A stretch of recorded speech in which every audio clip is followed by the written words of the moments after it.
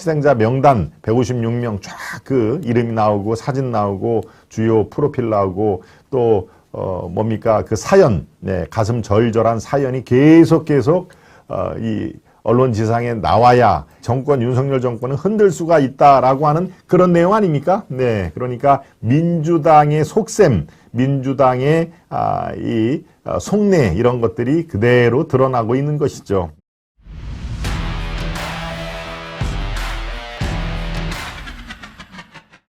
드러난 민주당의 본심, 네, 민주당의 본심은 물론 뭐 기본적으로 이 희생자에 대한 추도, 이거야 사람인 이상 당연히 가질 수밖에 없는 것이죠.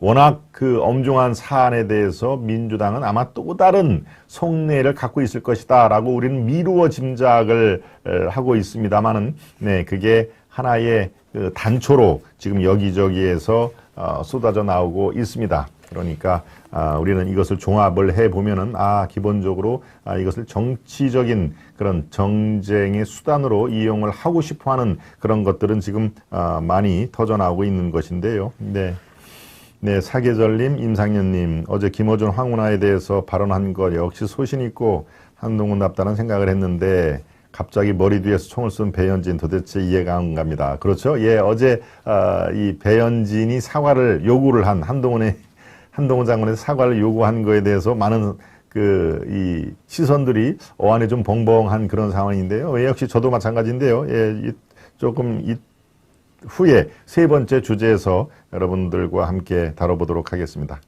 네, 리재연님이네요. 예, 재연리님. 예, 경찰은 검찰의 수사지휘를 받아야만 제대로 작동하는 기관입니다.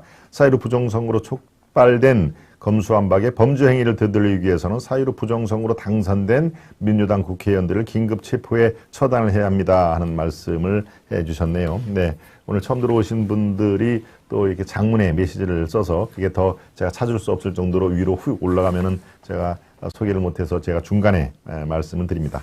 네, 어제 먼저 문자를 보시는 게 좋겠습니다. 어제 국회에서 바로 저런 장면이 포착이 됐습니다.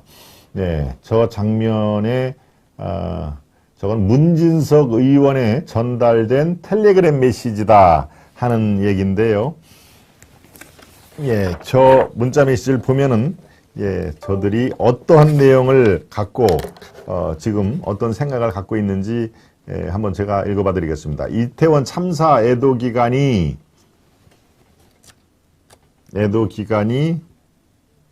끝났음에도 힘이 잘 안 보이네요. 희생자 전체 명단과 사진, 프로필, 애틋한 사연들이 공개되지 않고 있습니다. 수사적인 이유로 정부와 서울시가 명단 공개를 거부하고 있는데 의도적인 축소, 은폐 시도입니다. 참사 희생자의 전체 명단과 사진이 공개되는 것은 기본입니다. 이미 언론에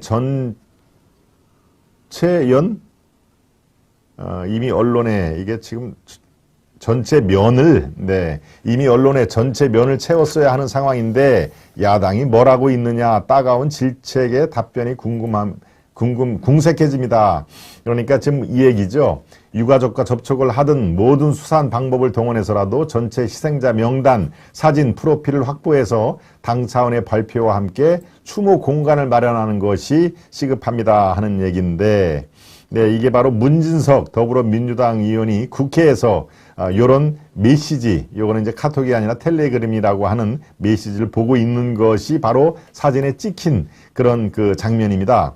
그러니까 어떤 내용일까요? 지금 벌써 각 주요 언론에는 참세자 명단이 쫙 나와야 된다. 그리고 사진도 나와야 되고 주요 프로필도 나와야 되고 이렇게 해서 신문 면을 꽉꽉 채워야 되는데 그런 게 하나도 있지를 않다. 우리가 민주당이 해야 할 일을 지금 제대로 못하고 있다. 그래서 유가족을 집중적으로 접촉을 해서 모든 방법을 동원해서라도 전체 희생자 명단을 우리가 확보를 하고 여기에 사진, 프로필 이런 것들을 다 언론 지상에 내도록 우리가 독려를 해야 되는데 지금 하나도 그런 게 이루어지지 않고 있지 않느냐라고, 이거는 민주연구원의 부원장이 보낸 것을 문진석 민주당 의원이 보고 있는 장면을 캡처한 그런 사진입니다. 그러니까 민주연구원은 그야말로 싱크탱크죠. 민주당의 이렇게 이런 게 좋겠다, 저런 게 좋겠다, 정책도 이렇게 만들어주고 방향도 설정해주고 또 선거 기간에는 여론조사, 네, 자체 여론조사는 거의 매일 해서 이 선거 전략을 짜내는 게 바로 민주연구원 아닙니까? 지금 이재명 사건에 연루가 된 김용도 마찬가지로 민주연구원 부원장으로 지금 있었죠. 원장은 한 명인데 부원장은 뭐 여러 명입니다. 그러니까 그냥 자리를 하나씩 만들어 주는 건데 바로 이렇게 우리 민주당은 지금 뭐 하고 있냐? 제2의 세월호를 떠올려봐라. 그 세월호 때는 전 희생자 명단, 이런 단원고등학교, 안산에 있는 단원고등학교 학생이기 때문에 학교 측에서도 뭐 사진 제공이 가능하고 전체 명단 이런 것들이 또, 얼마나 또 그 당시에는 문재인 박근혜 대통령을 탄핵으로 끌고 가기 위한 문재인 세력들, 반 박근혜 세력들이 얼마나 기승을 떨치고 있을 때입니까? 그러니까 사진이라든가 주요 안산 단원고등학교 학생, 선생, 교감 선생님도 아마 거기 있었죠. 네. 거기에 명단이 신문지상에 도배가 되고 하는 그런 것들이 있는데 바로 그렇게 해야 된다. 우리가 이래야 지금 이 정권, 윤석열 정권은 흔들 수가 있다라고 하는 그런 내용 아닙니까? 네. 그러니까 민주당의 속셈, 민주당의 이 속내 이런 것들이 그대로 드러나고 있는 것이죠. 네. 유족들은 지금 어떻을까요? 유족들이 지금 자신의 희생자들 이름, 사진 이런 것들을 공개를 원할까요? 유족들은 공개를 지금 안 하는 걸 원합니다. 이게 자꾸 세상에 드러낼수록 그 조용한 추모 분위기를 원한다. 이게 정치로 이용을 하고 마치 여야 간의 어떤 그 정쟁의 소재거리로 우리 그 유가족이라든가 희생자들을 삼는 거 절대 원하지 않는다 하는 얘기입니다. 저 중간에 나오죠. 유족들도 물론 한두 분은 또 이 공개를 하는 거에 찬성을 할 수도 있지만 대부분의 공개를 원치를 않는다 하는 그 내용입니다. 그러니까 민주당에서는 그럼에도 불구하고 이걸 빨리 정쟁으로 해서 이 희생자 명단 156명 쫙 그 이름이 나오고 사진 나오고 주요 프로필 나오고 또 그 사연, 가슴 절절한 사연이 계속 이 언론 지상에 나와야 이 이태원에 관련된 정쟁을 유리하게 이끌 수 있다라고 하는 그런 내용이니까요. 네, 이게 참 민주당의 속내가 그대로 나와 있는 것이죠. 이렇게 이 문자가 파문이 들자 이 문진석 의원, 이거 당의 공식 입장과는 관련이 없다. 그야말로 나랑 민주연구원 부원장하고 사적 대화다 하는 내용으로 이렇게 그 진화에 나섰습니다.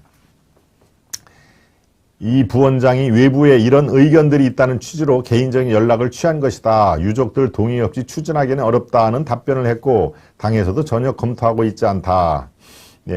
그런데 말씀 제가 드렸다시피 민주연구원 부원장이 당 전략을 총괄하는 핵심 인사에게 제시한 의견, 또 국가애도기간이 끝나고 민주당이 포스트 이채원 정국을 구상하는 상황에서 참사를 당연히 정치적으로 이용하고 활용을 하는 그런 차원에서 문자를 주고받았을 것이다 하는 얘기를 지금 한간에서는 나오는 것입니다. 국민의힘에서는 당연히 이거는 정쟁으로 이용하자는 바로 이 속내를 들킨 것이다 하는 내용을 했는데요.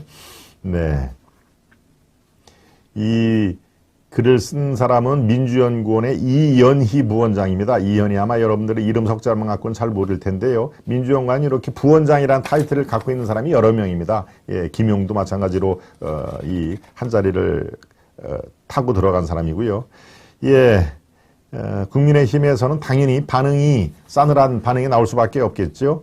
유가족과 접촉, 모든 수단과 방법을 동원, 희생자 명단과 사진 프로필 확보라고 적혀있는 명확한 지침까지 명시를 했다.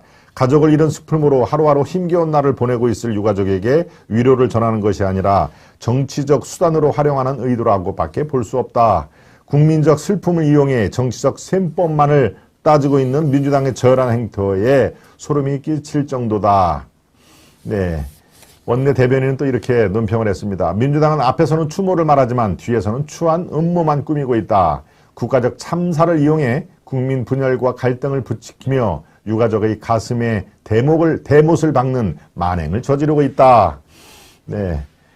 배현진 의원도 한마디를 했네요. 예, 이 배현진, 여기서는 이제 논평을 한 것이고요. 피해 가족을 조문했을 때 가족의 안타까운 사망이 정치 소재화되는 것을 원치 않는다라는 말을 들었는데 민주당은 전혀 그러지 아니라고 본다라고 했습니다. 예, 배현진의 이 엉뚱한 헛발질은 세 번째 이슈에서 또 다뤄보도록 하겠습니다. 네. 민주연구원도 한 벌 갔군요. 네. 거듭당을 믿느니 소대가리를 믿겠습니다. 홍리치빌님. 네. 세 번째 이슈로 가기 전에 만평을 살펴보도록 하겠습니다. 네. 책임지시고, 무슨 뜻일까요? 책임을 지시고, 경찰의 꼬리 자르기라는 얘기를 지금 하고 싶은 거네요. 만평을 그린 화백은, 자, 경찰을 꼬리를 딱 잘라서 이렇게 칭칭 동요맸죠?